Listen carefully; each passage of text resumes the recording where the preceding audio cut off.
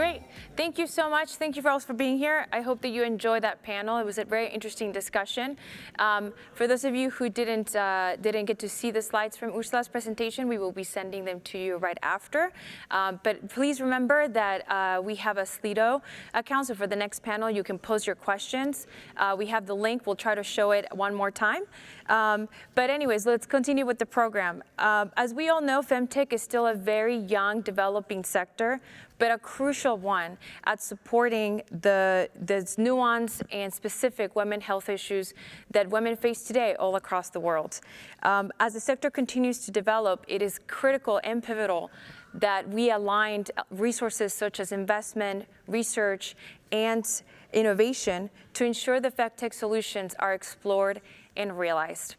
No one can tell us better about that than experienced entrepreneurs and how their challenges, but also opportunities about how we can continue to grow this sector are the ones that we need to develop together. I'd like to introduce Marija Butkovic, who will be leading the Fireside chat with notable entrepreneurs, Pascal Koenig of EVA Women and Martin Velasco of Annecova. Marija is a champion for entrepreneurs and a leader in FemTech. She is the founder and CEO of Women Wearables, a leading global organization to support, connect, and empower women and allies in emerging technologies such as IoT, wearables, and health tech. They will be joining us virtually, so welcome Marija, Pascal, and Martin. Hello, everyone. So excited to be here today. I hope everyone can see us and hear us.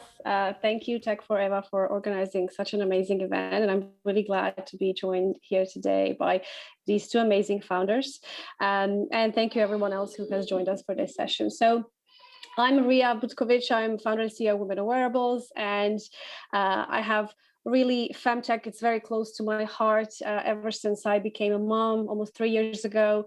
And FemTech as a new emerging industry is definitely something that probably most of you are already familiar with or you want to get more familiar with. So today on this session, where we will cover nitty-gritty about how to build a successful FemTech startup. I have two founders of two incredible companies. I had preliminary chat with them last week, and I was blown away by incredible things they are doing. So if anyone wants to find out a bit more about what we at Women Wearables do, please do on our website, or feel free to connect with me on LinkedIn, follow me on Twitter, and I'll be happy to connect with you. So I'll leave my speakers, my panelists today to introduce themselves.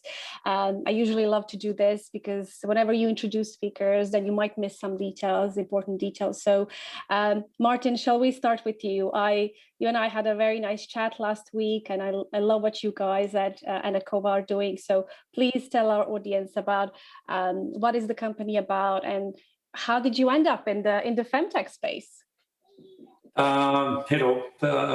Thank you for the introduction. It's a pleasure to be in this colloque, but I would say that it is really important what you are doing here with the TECH4EVA, and the timing is very good. And the timing is also very good for the environment within the Innovation Park and within the EPFL, and I'm going to develop that a little bit further. But basically, this starts with the idea of a doctor that this could be, there are things that could be improved. Actually, I'm active in Alzheimer and in neurological diseases, more as a vice chairman of the company. And my activity, I would say, in a day-to-day business is more in Annecova.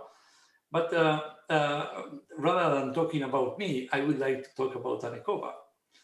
Because Annecova is I would say, the objective that we have with Annecova is to be a global leader in more physiological and natural approaches to care in assisted reproductive techniques. Today, all this is done in the lab, fertilization and embryo development happens in the laboratory, and after 3 or 5 days, the embryo at this stage is transferred back into the maternal environment. It's working well, but it's not the physiological process. What we are working and we are developing in Annecova is we have developed a tiny device that is a porous capsule that is weight less than 0.05 grams. You can imagine the thinness. And in this capsule, the gametes, which is the ovules and the spermatozoid, are introduced and immediately introduced in the maternal environment. So all the process of fertilization and embryo development happen in an environment in which the mother and the embryo can communicate, because there is something that is well known that is called crosstalk, that when an embryo is in the endometrium, the embryo is communicating with the endometrium. So this is what our objective. We have already had 68 children, and we are now doing a certain number of developments, and we have developed a new device that has nothing to do with what I just mentioned, that we are going to communicate early January. I would have loved June. I would have loved to communicate that to you. And I will finish to say that this is something that we feel privileged. I'm active in several companies doing very interesting innovation, etc. But in this particular case, to be able to contribute a little bit at the moment in which life starts is something that is something unique. And I will just finish with one example. When we did the first clinical study in Belgium, after the study, I received a call from the doctor, the gynecologist that did the study. And he just mentioned, Martin, his name is Gabriel, and he and his mother are fine. And this was the first baby born with the fertilization in vivo. And this is something like, it is more important than any return you can think in terms of finance, because we are really contributing to improve the quality of care. And I think the team, which is something that I'm going also to mention, is also committed, and they share the same vision, and is one of the key factors for success in the medium term. But so this as an introduction. If there are questions, I will be happy to answer. Amazing. And I think that what you just mentioned, that that moment when you actually see that your product is used and the outcome is as you expected, that is more important than any probably finances and business benefits, right? Yeah. I mean, you know that you are on the right track, and you know that what you are doing is very helpful. So you have everything aligned in the right direction. Amazing, amazing. Thank you so much, Martin. We have Pascal Koenig with us today, founder of EVA Women.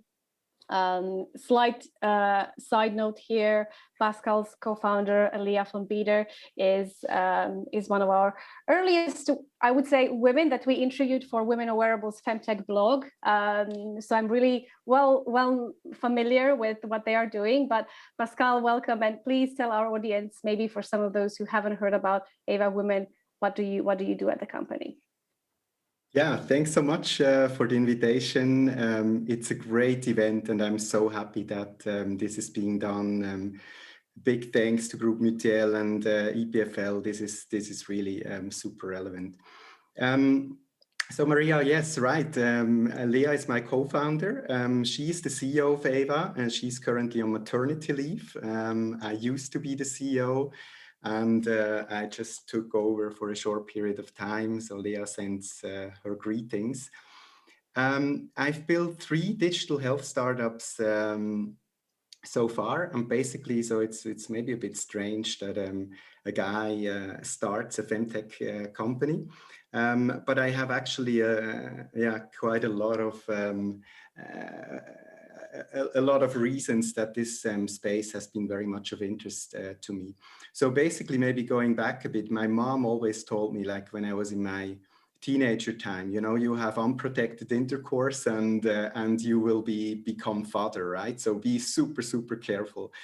And then you're in your 30s, you're trying to have a child, and you realize actually that for many couples, it's not that easy.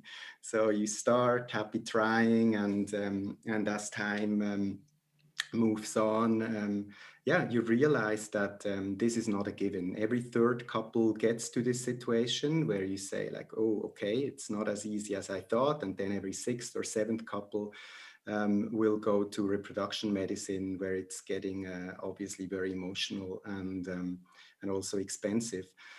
So one of the factors is timing, not the only one. There are many more.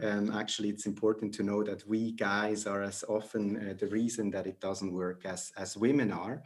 But obviously, you can only get, as a woman, you can only get pregnant during a few days during the cycle. And turned out, like when we started 8-9 years ago, that it's actually not so easy to know in real time when these fertile days are.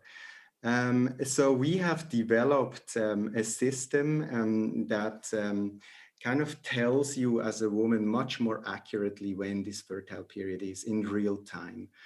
So it's been known for a long time that progesterone correlates with temperature. But as Ursula pointed out previously, I mean, there is a lot more happening than just a small temperature shift. We have developed a wearable device that records 3 million data points every night. It's only worn at night. And then based on this big data, we do our calculations and come up with an actionable insight. So far, we're supporting couples to get pregnant. We did a clinical study at the University Hospital of Zurich. That was at the very beginning to prove that this works. We've done many more clinical studies in the meantime. We launched the product in the US and then expanded over to Europe. It's been a very exciting journey. We've grown tremendously over the last years. And we are now actually working on contraception. So if you can precisely say which days are fertile, by definition, you can say which days are not fertile. So we're working on that and on various additional things. I think we're just at the very, very beginning of understanding what is really happening based on hormone changes. Amazing. And definitely, I would agree with you, Pascal, that, you know, fertility and what Martin said, fertility and infertility are not only women's issue, right? It affects half of, you know, in half of the situations, it's a male factor. And there's increasingly more need for support around fertility, infertility, and that's why I see, and again, what Ursula was saying, because of this massive gender data gap, more and more femtech companies and early stage companies are emerging every day who are trying to solve this data gap with their innovative solutions and products. Martin, back to you.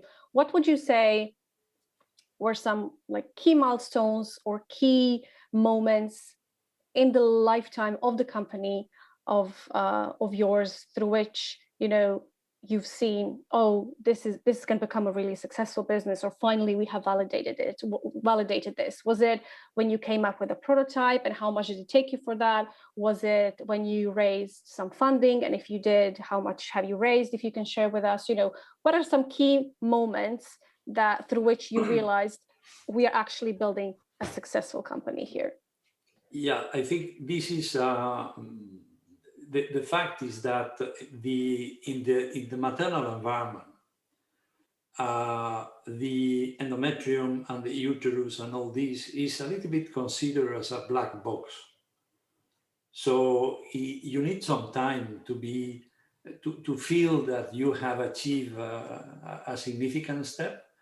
And when I got the impression that really we have done something important here is with Gabriel and the first baby that was born. And from there, it was, I would say, before it was faith, and that's it. You know, we hope that we will solve the question, but then we saw that this can work. Then, as it has been already mentioned in different cases, we are not equal.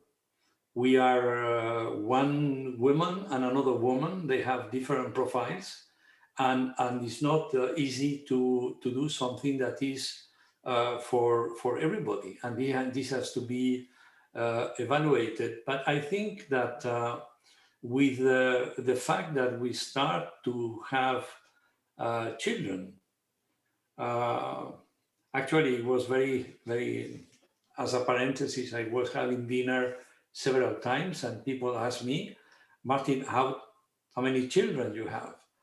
And I say 2 daughters and 52 children. And it was always, but you feel like, you know, you have contributed to that. What I would say is that the fact of the vision and mission that we have with Annecova, to bring something that is happening in the lab today to the maternal environment, which is better for the mother psychologically because she can participate. It's better for the embryo because the embryo can be in the natural environment and can interact with the mother, and eventually is better for the health of the children because there are some issues called epigenetic issues. That is essentially how the genes program, and genes that are programmed in an environment that is not the natural one, these can result in health problems for children when they are 10, 15, and this has been proven. So our objective is to just bring a solution for that, to bring everything back into the maternal environment. So this has been extremely helpful as a message when we need to recruit talent. You know, today talent can go from one place to the other, and you need something more than funding. And as a startup, you don't always have the funding to do that, but you can compensate that with a very powerful objective. That people, when they go to work, they are thinking about why they are doing that and what is the objective that we are doing. So this. And Martin, if I may ask, how time-wise, how much time and years, because building a FemTech or health tech or medtech company takes time, right? It's not something that happens overnight. How much time? How many years did it take you from the initial idea to build such a product to now? It has taken altogether 17 years, but in 2 phases, because the company almost collapsed in 2013, and I had to take over again the role of CEO and finance the company. And we restart again. I mean, we can say that there are 2 Annecovas, Annecova 1.0 and Annecova 2.0, and now we are in Annecova 2.0 that start end of 2013. Mm-hmm. But it takes a long time for the basic process of life science. When you have a solution, you have to, I would say, validate the solution internally in the lab, etc., but you can go up to a certain point. You need to have, you need at the end of the day to do a clinical study. Yeah. And to do a clinical study, you need to go through the ethical committee in the place where you want to do the ethical the clinical study. And then you have to do the clinical study. So the cycle, if I compare that with the IT, in an IT, and if there is a software, I send the beta version number 5 to one potential client that would like to test. He says, okay, this we have to change. He sent that back to me. Martin, can I just briefly ask the same question to Pascal, because I'm conscious we don't have that much time. Yes. Yeah. Pascal, could you share with us also some key moments that defined EVA Women's journey? Like, what are some key moments that you would highlight as major milestones that the company has achieved? Yeah, I mean, it's been a roller coaster also for us. And I think it's important to realize that, as Martin says, I mean, things take time. It is a roller coaster. I don't know, to all companies that I talk to, it's an up and down. So in our case, I think a lot of gynecologists, when we presented the concept 7-8 years ago, they were excited. They said, yes, we do believe that there is a lot more than temperature. But many of them said, like, but you know, we want to see that this really works. So for us, critically, at the beginning, it was that we can really show on a clinical side that this works. So we were super nervous, obviously, to see first initial results. So that was a critical one. And then super nice to see that actually we get better, much more accurate than just based on temperature. Then a second thing I remember very well is we had the chance to present our technology at TechCrunch in San Francisco. So a huge event, a few thousand people in the audience, and I don't know, a few 100,000 online. And we did actually pre-sales. So we decided, let's open pre-sales and kind of start to sell first products. So Leah and I on stage there, all excited and stuff. And it was not going that badly. But then afterwards, we checked into the web shop, and like literally nobody bought the product. We thought, okay. I think it's great that you share these things, because you know, I see a lot of only positive things highlighted in the media, and startup founders always brag about, you know, what good has happened to them. But I think it's also very important to share what didn't go so well, right? Yeah.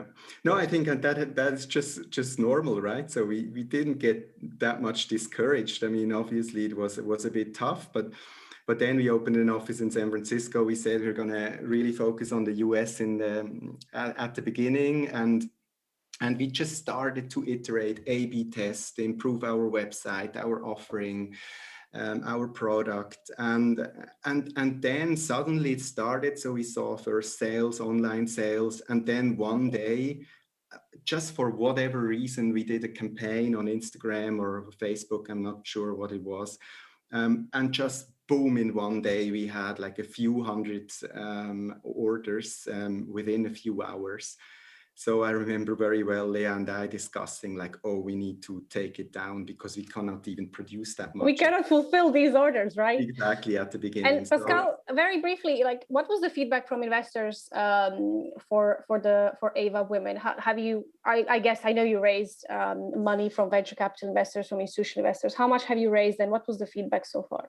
Yeah, so we've raised a bit more than 40 million, and we saw a huge change. So in 2014-15, it was very much many investors, I mean, male investors who just didn't get it. They said, like, you know, this is really kind of a niche market. We're not so interested in that. Even if, obviously, as we know now, this is not a niche market. But that has changed very much. So I think in the last few years, FemTech, we even see that this is actually very positive, and a lot of investors actually are proactively looking at a big change. Yeah, great. Martin, what's next for your company? What's next for Annecova? What are you trying to maybe achieve this and the upcoming years? Yes, in the next weeks, in June, we are going to launch a new product that we have designed to solve an issue that was unknown in the IVF world. I cannot communicate yet, but I will send you the information, and you will be amazed to see that. And this is one of the elements. The other element is that we have redesigned our product, which we call Annecova, in order to be as long as possible into the maternal environment. And we have already designed the clinical procedure and everything that we need to do to validate that. And this is going to be done this year. It's going to start most probably in September, and it's going to be ready by the end of the year. And there, with the data that we expect to get, then we are going to start the commercialization worldwide next year. I'm keeping my fingers crossed. And I know that when we had our call, you said, I will send you the materials. I'm looking forward to receiving the big news, because I'm always looking for news stories to write for Forbes. So I would love to share this with Forbes' audience. Thank you. Good luck with everything, Martin. Pascal, Thank you very much. What's next for EVA Women? What's next for you guys? For us, it's contraception. So we'll launch a contraceptive pretty soon, and we're all excited about that. Amazing, amazing. Well, thank you both for joining us today, and I'll be really following your journey. I think there's so many innovative solutions out there, but I still somehow think that there's so much more to come, and I'm really excited to see what's next in this particular sector in the FemTech space. So all my congratulations and good luck. And that's it. I know we're run out of time. I know we could speak for hours, so I'll let TECH4EVA organizers take over from here. Thank you, everyone. Thank you, Marija. Thank you. Pleased to meet you, Pascal. Very nice to meet you, Martin.